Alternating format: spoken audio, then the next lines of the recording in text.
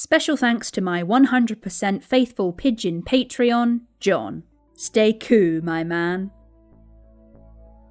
For a while now, I've debated about making a video on the show Money for Nothing, a BBC show where a variety of presenters go up to members of the public at refuse collection sites, ask for the things they're throwing away, they restore them, transform them into something else or whatever else you want to call upcycling, and then they give the people they took the item from some profit. Wow, it's so relatable and fun. I mean, it's a bit weird that, it literally is illegal to do what they do in the show, but the narrator is very clear to point out that the host has special permission to do this, so that's fine. It's something that no member of the public could feasibly do, and they specifically frame it to look as much like the spontaneous and illegal thing as possible, but that's okay, I guess. They then spend a lot of money, sometimes hundreds of pounds, turning the item into something else, or indeed making something else and then remembering at the last minute that they should incorporate the item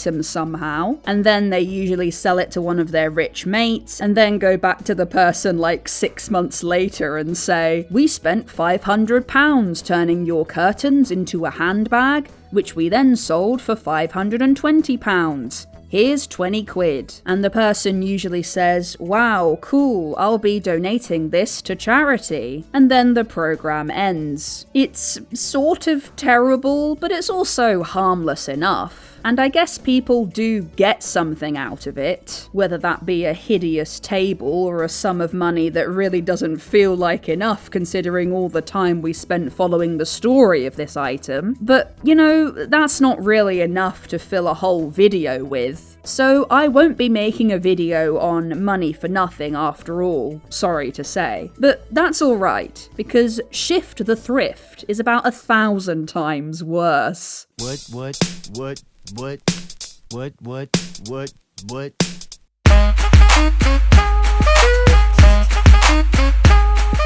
Shift the Thrift is a new BBC show that began airing in April 2026, and it focuses on a pair of ordinary people teaming up with experts and finding treasures in charity shops to sell for a profit, all while providing tips to the audience about how they can resell stuff for a profit too. Now, what you might immediately be thinking is that reseller culture is already running rampant and we shouldn't be encouraging it, and that's definitely an interesting discussion, I think, but that's not what this video is about. Because Shift the Thrift potentially contributing to an increase in resellers is about the least of its many, many problems. Take the description, for instance. And I know you're probably thinking, really? The description? Yes, really. It's pissing me off more than you could ever understand. Recycle, upcycle, resell. Well, thanks. We're 3 words in and already I hate it.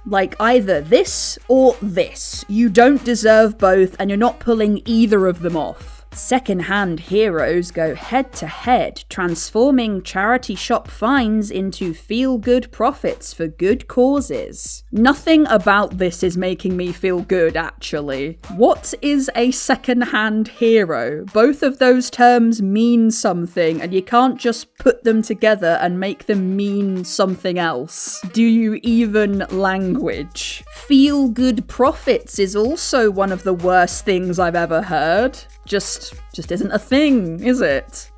Yes, bank account balance goes up. I do go Nice. But feel good profits is just ugh. Brother, ugh. Did an AI write this, or was it just some bored-ass human at 4:59 p.m. on a Friday? Don't even get me started on the repetition of good, literally 2 words apart. That's a disgrace and all. Let's get started instead on the name of the show itself. Other than being annoying to say, I don't think it really communicates the whimsical, sweet, and if I may, feel-good vibes that the show is going going for. If you're shifting stuff in a selling context, I think of a factory conveyor belt, a mechanical production line, market traders trying to sell stuff by the bulk load, resellers flipping stuff quickly for profit without much care for the items or the customers, which I guess is maybe a little accurate, but I'm not sure if the show actually wants to say that's what it's about, you know? It's like if you called it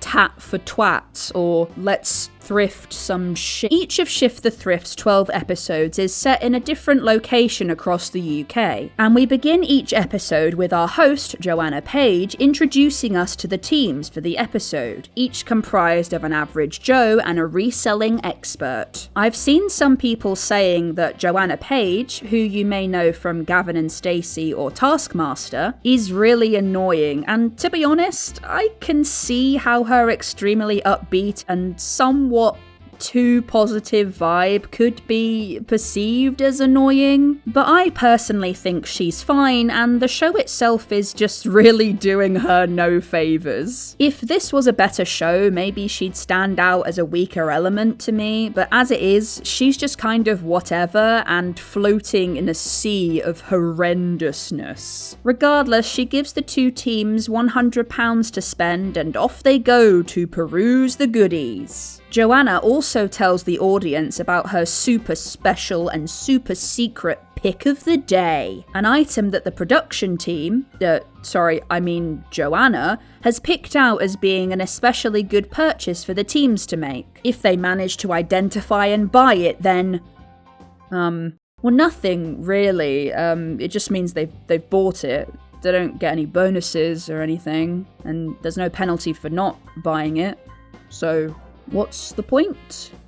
Yeah, we'll be saying that a lot. The teams have an hour to scour the charity shops and make their purchases. It's worth mentioning at this point that the teams will be selling some of their items on a nameless auction site that for the sake of simplicity we'll call eBay, and their other items will be sold on a live streamed bidding room thingy, which we'll talk about later. They also have to purchase something that will be upcycled or renovated rather than sold as is. At this point, we probably can't put off watching the actual show any longer. So let's dive into one of the episodes. Episode 5 of the show takes place in Bridgend, featuring, contestants, Annam and Betty, paired with experts Pete and Lola respectively. You might expect that we would be introduced to the contestants, get to know a bit about them, what sort of items they might be interested in buying, what experience they have of reselling, or auctions, or anything like that, and maybe a bit about their chosen charity. You may very well expect that, and you'll be expecting that for a good long while because Joanna just gives them the dosh and sends them on their way. Get your arse in gear. The most we learn really is that Annam and Betty are best friends, and Annam likes teapots. Riveting stuff. We don't even learn the charity they want to raise money for until the very end of the show, and by that I mean literally 10 seconds before the credits roll. But let's not get ahead of ourselves here. While the teams are busy shopping for things, most of which will disappear into the ether and never be seen again, Joanna tells us about her pick of the day, which in this episode is a pair of spiky trainers. Have a look at these absolutely fantastic trainers. You can see from the red sole that these look like they are proper Christian Louboutin trainers. As a top-end brand, these trainers are highly collectible. Even a second-hand pair of these shoes could go for hundreds. I don't know for sure if these are real or fake, but there are a few telltale signs. The signature on the bottom needs to be perfect, and the stitching on the shoelace is distinctive and hard to copy. If it does turn out to be fake, well, they can't auction them, so that's £70 down the drain, and they've only got £100 to spend. If it was me, this would be a risk worth taking. Whoa, wow. So we've got some jeopardy sort of, because, will the teams risk such a large portion of their budget on something that might be fake? I mean, since it's Joanna's pick of the day, we can probably safely assume it's real, since she'll auction it if the teams don't, but Who knows? Ooh. Pete and Annam discuss the trainers first, but Pete isn't sure if they're genuine and advises against gambling £70 on them. I will say the one silver lining of this show is that we don't get unrealistic attempts at bartering like on, say, Bargain Hunt, where the contestants just cough and they get a 50% discount. Thankfully, everybody seems to realise the optics of trying to haggle at a charity shop. If only that same restraint applied to switching on the cameras to film this bloody thing. After deciding against the shoes, they have a gander at 2 pieces of Burberry. They designate this as their backup and hide it amongst some other clothing to try and stop the other team from grabbing it while they look at different shops. 12 seconds later. Annam and Pete may have hidden the Burberry set, but the shopkeeper takes them straight to it. This is £40. £40 for the set. Bargain. It is a bargain. However, it's not real. Oh my god, no! Not the Burberry! Differing thoughts from our experts. Could this lead to a Burberry bust-up? Stop it! I can't take any more high-octane action! Here are the tips to spot whether this is real or fake. You can tell by the stitching on the label. Yeah. Can you imagine, like, Burberry's super expensive, right? Yeah. The stitching's going to be immaculate on that. And just the quality, as I picked it up, I could tell, like, that's not Burberry, so that's a no-go. It's a no to the Burberry set. Then, Lola and Betty are looking at the trainers. You're joking. What are they going to do? Are they going to go for them? Are they going to take the risk? They feel more quality, but honestly, sometimes you have to send them off to figure it out. I'm going to go in and find out. F***ing hell, I'm on the edge of my seat. Well, this is a major gamble, because if these do turn out to be fake, then that is 70 quid lost. You will not be able to put them into the auction. But are you willing to take that gamble? I think we are. I think we're going for it. Bought for £70. Whoa, wow. That was so tense. Whoa. Anyway, after that roller coaster, Pete and Annam return to the shop to buy their Burberry that may or may not be real, as if things could get any more interesting. As the clock ticks down, they start buying all sorts of last-minute tat, like a hairy biker's apron and a salt and pepper shaker set, neither of which we'll hear from again, as Joanna Page and the soundtrack desperately try to convince us that what we're watching is really tense and exciting, as if we're not aware that we're watching people buying crap from a f***ing charity shop. Really love how they shout at the employees like, get the money in the till, it doesn't count otherwise. All in good fun, I guess, but these people are most likely volunteers. They do not need this nonsense. Once the time is up, Joanna is like, oh my god, you guys found my pick of the day. Crazy. Anyway... Betty spent £96 and Annam spent £99, and they both bought some items to upcycle. Betty bought some lace and curtain fabric that gets transformed into a whole-ass wrap dress thing. I don't know anything about fashion, I'm sorry. And Annam got a jewellery box that gets done up and painted in some funky colours. Not personally a fan, but the artist has clearly put a lot of effort into this, hand painting all these patterns. So, you know, obviously gotta bear in mind the cost of all that work when selling it, because that will reduce the profits. And the money keeps coming in. £46, that's amazing. It's sold! Sold for £46. That's a profit of £36. Excuse me? You upcycled it though. Like, you got a guy, you got Tristan to, like, paint it. So you would have to pay him, right? And he'd have to get materials and obviously spend quite a bit of time doing this, but you're just gonna count the initial cost of the item and ignore all that. Okay, yep, that's fine, no problem. £36 profit, well done. Her first item, the upcycle curtains, now a dress. It's a gorgeous wrap dress that fits the size 8 to 14. Her nerves are disappearing. Then you turn it round and boom, you've got this gauze back going there. I've got some people saying, wow, love it. She is selling that look. She's a natural. Oh, We're up to £4, £5. 18 seconds left, £6, £7. We've got 15 seconds left. There's nothing else like this. That just fell off. That was fun. £21. Yeah, that is amazing. £21. Oh, is anyone else gonna go for it? I mean, what I usually read, sold for £21. Amazing. Nerves? What nerves? She just sold her upcycle for £21, a profit of £14. If I had made a whole ass dress from lace and curtains and it made a profit of £14, I would swiftly kill myself. Not sure if you caught it in that brief clip there, but some questions have been raised. So they're in this house now to stream the auction. What is this house? Dunno. Whose house is it? Dunno. Where is the house located? Dunno. What does the house have to do with anything? Dunno.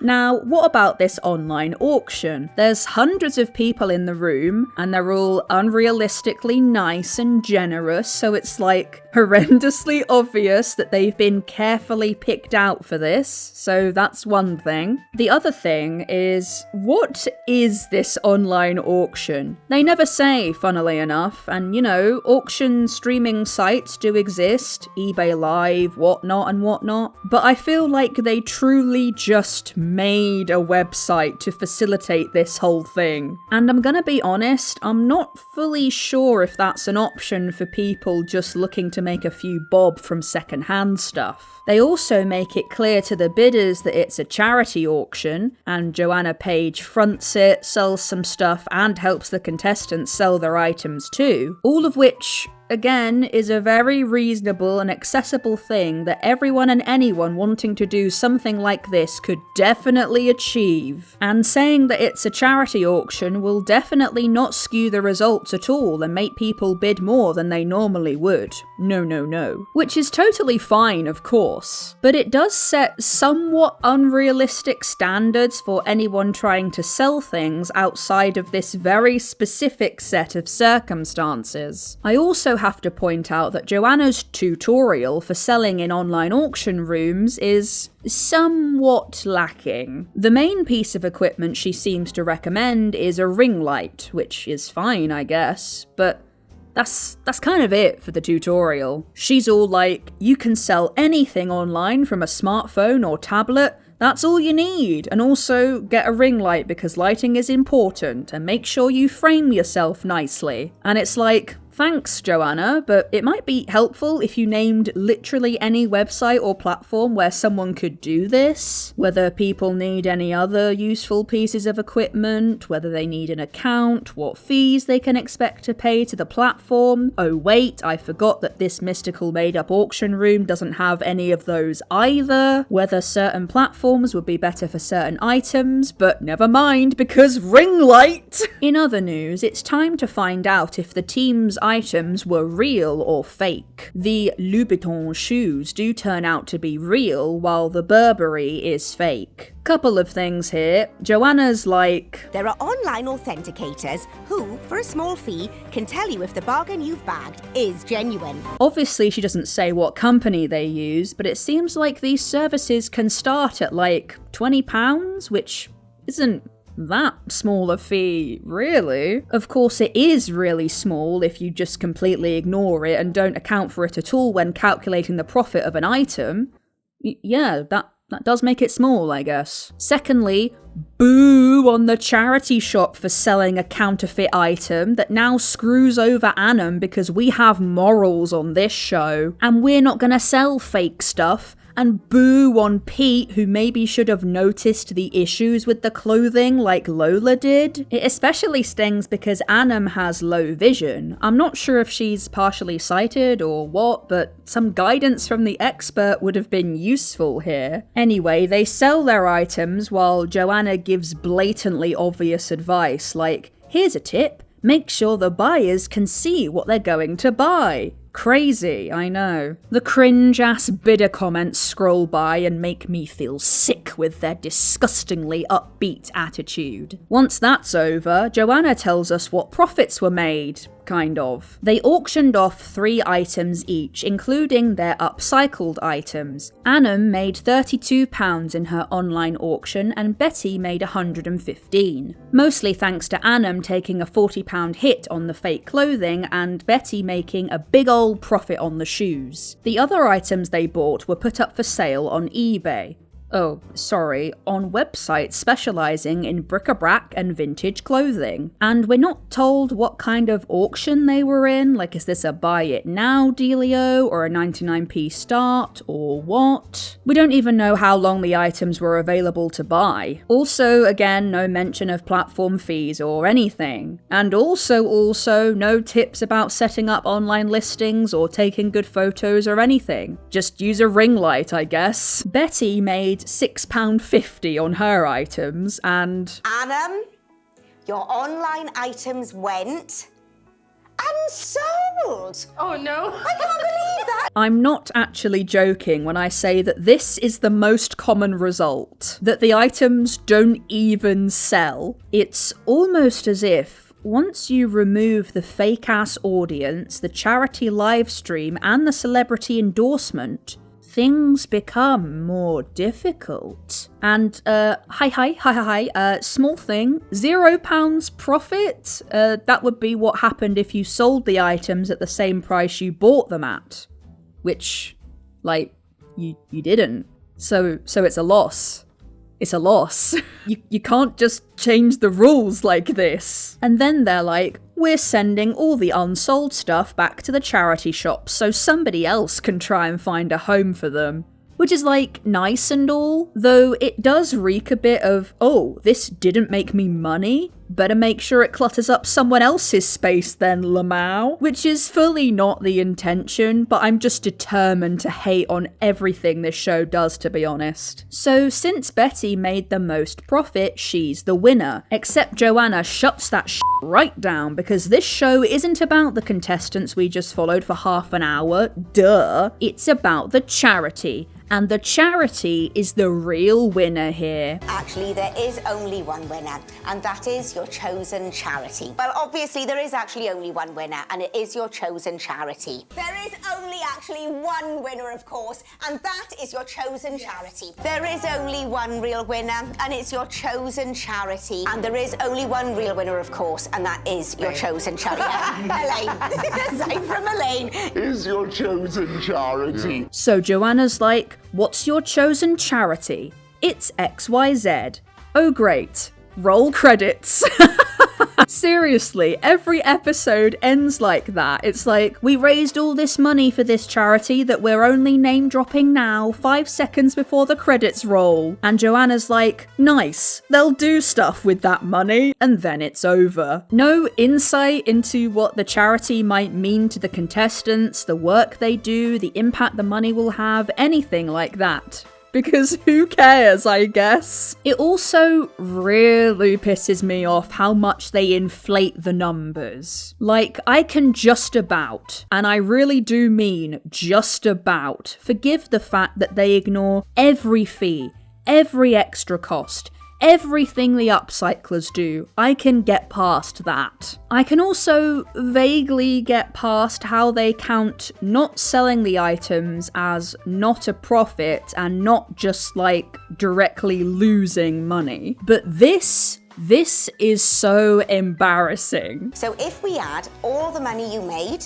the £100 each you started with, and the £24 that I made selling that glass handbag, you made a grand total of £377.50. Because that number only works if you add all their profits together and also count the £200 from the beginning of the episode, which is really disingenuous to count the spending money in the profits.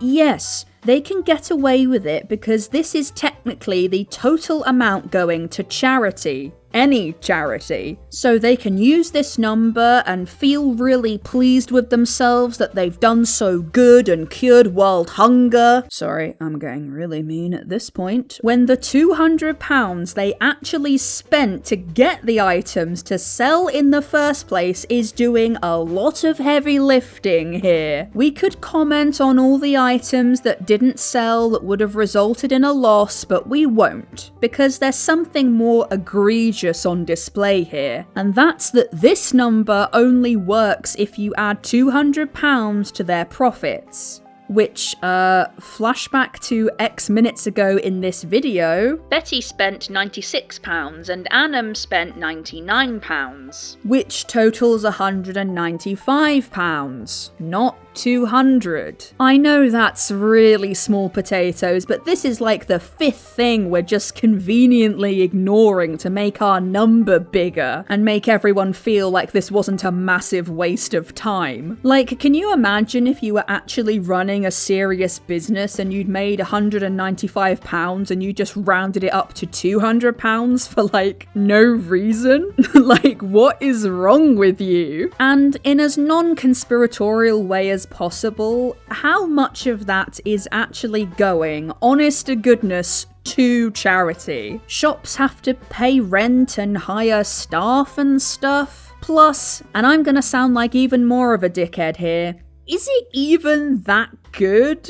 Don't get me wrong, I'd be happy raising any amount of money for charity, and I think Annam and Betty and anyone else on this show should be proud. But like, how much does it cost to produce this show? Even if we assume that the upcyclers really did 100% dedicate all of their time, materials, and energy into this show completely for free, there's still the people who made this auction room website because I refuse to believe that this was real, and all the camera crew and technical stuff, all the people in the credits. Like couldn't the BBC just donate 400 or 500 quid to charity and just not make a TV show? So that was just one episode, right? And don't worry, we're not going to go through every single one for your sake and my sanity, but let's do a speed round. There's an episode where the contestants buy some fabric in the hopes of using it to upholster this basket, chair, stool thing, and the guy who's upcycling it takes one look at this fabric and is like, oh, this isn't fire safe. Thank God I have this offcut of completely separate material. And no, they don't make a loss on the fabric that they bought that they then don't use. Alright. One time, a member of the public buys Joanna's pick of the day, which is this vintage meat grinder, and they interview him and do a little bit of background on the guy, and we find out he bought it because his dad used a similar tool while he was growing up, so there's a lot of nostalgia around it. That's nice. I don't know why we know this guy better than the contestants, but this guy is called Mario, by the way, and I want everyone to listen to my really funny Mario joke that only works in the context of this episode of Shift the Thrift. It's really funny. Okay, ready? It's a meat grinder. Okay, we can move on now. But then another time, Joanna just says in voiceover that someone bought the pick of the day, and that's it. We don't find out anything about the person at all. Like they forgot to press record or something. Sometimes it shows you the name of the person who bought the item at the auction, sometimes it doesn't. I don't know if we're supposed to understand this to be a multi-camera setup, because sometimes they lift the items up to be in the view of this main camera, and sometimes they don't. Joanna Page is up and down like a bloody yo-yo, either modelling the clothes or lifting the things up. Sometimes she literally signs items live on the auction. And it's like, well, no offense, but people probably aren't buying this custom Shift the Thrift Scrabble board shelf that looks like it'll blow over if you sneeze on it because they're really impressed by the f***ing upcycling. It's probably because there's a vague crossover of people who like vintage things and also watch Gavin and Stacey. Side note, but when she whipped out this pen, I thought she was gonna be like, look at all the things you can put on this shelf. Like this pen.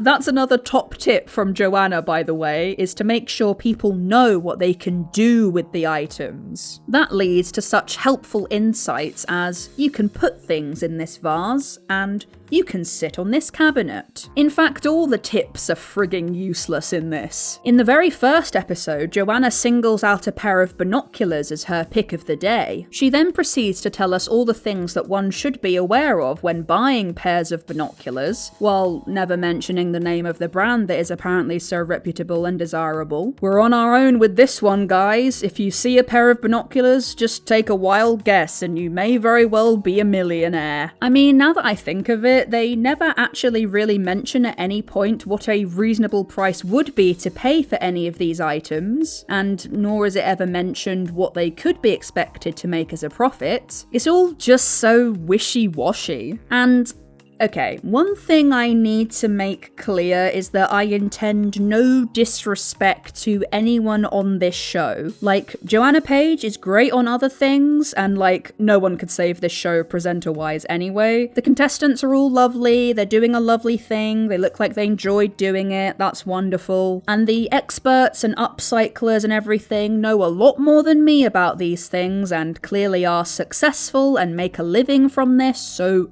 good on them. With all that said, what the f*** is this monstrosity? Like, I'm sorry, I've been trying so hard to not comment on the upcycled things because, you know, they're not always to my personal tastes, and that's fine. And, quite often it does seem to be the case that Joanna is saying all these awful buzzwords about how quirky and unique the items are, while the contestants give looks of like, yeah, quirky. But I'm sorry, look at this. It's hideous. Brother, ugh. Like, okay, the item they started with was also, like, bad, let's be real, a coat hook chair thing that stops being a coat hook when someone sits in it and stops being a chair once you hang something up on it, and it also has a mirror for some reason, so the odds were against...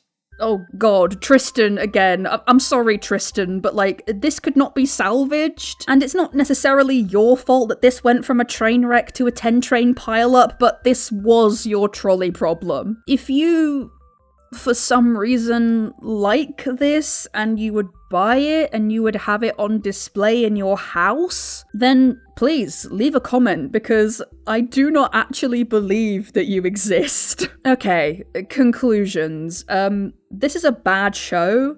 I don't know if I made that clear. Thing is, though, I actually mean it when I say that. Like, it's fine to have shows that don't really try to say anything grandiose. Daytime shows are supposed to be just good, harmless fun. Nothing fancy, nothing groundbreaking, just good background noise and simple premises. Feel good vibes, whatever you want to say. There's plenty of space for a show like that. And if this was a show like that, then that would be fine. I think that's the kind of show this is trying to be, but it fails on so many levels. Like, it's one thing to watch something like Bargain Hunt, which is basically just this show but better and at car boots and antique fairs rather than charity shops. But you look at that and you think, well, the premise doesn't really make sense because you're buying from people who will put the prices up because they've bought the stuff from an auction, and then they try and sell to people who want to get things cheaply because they're buying from an auction. You know, like, it's all backwards and it doesn't really make sense, and the vendors give ludicrous discounts that no person in real life would ever get. But you look past it because every episode is actually consistent, the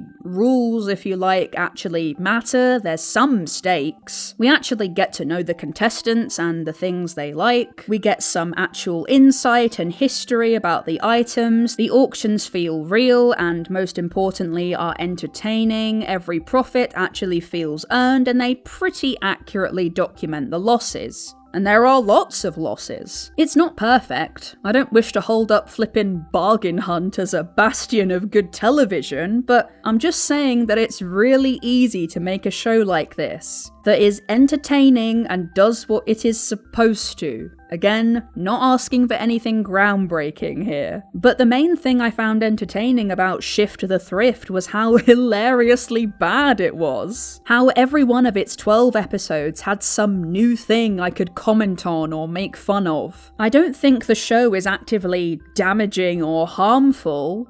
just grossly incompetent at communicating anything useful or relatable to its audience. I don't think that it's harmless or mindless either though, because it makes so many mistakes, and has so many asterisks over the profit they make at the end and present to us like it's some uplifting, glorious triumph, that you start questioning how good this feel-good show with its feel-good profits actually makes you feel. And I don't feel anything. This was just a half an hour void of nothing. It's like the show brushed off every attempt of trying to get me to feel something positive, and then expects me to be really proud of it at the end, when in reality I'm just wondering why on earth this got made, and praying that they don't make any more. That said, there is one episode that has Sonia and Aubrey from The Traitors on it, so that must be good, right? So, Aubrey, that means you need £17 to win. Your online items went for £17.50, making you the winner by £50. Yep, it's a real roller coaster ride. But that feeling when you make more money on Shift the Thrift than The Traitors, oh!